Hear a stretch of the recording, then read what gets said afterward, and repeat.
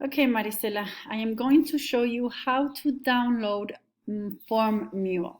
You are going to go to your email, go to the little square with the little dots, it's called the grid or waffle, and open Hojas de Cálculo.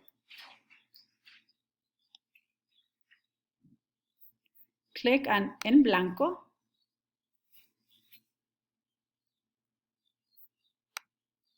And you are going to click on Complementos.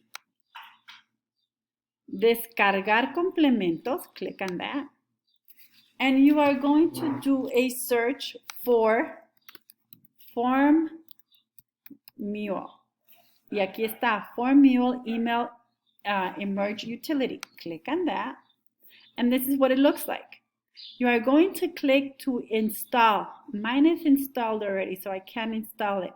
And it's going to install on its own, okay? Once you have it, anytime you want to use it, you're going to go to Complementos, and it's right here. FormMule Email Merge Utility, and you're going to click Launch. Got it?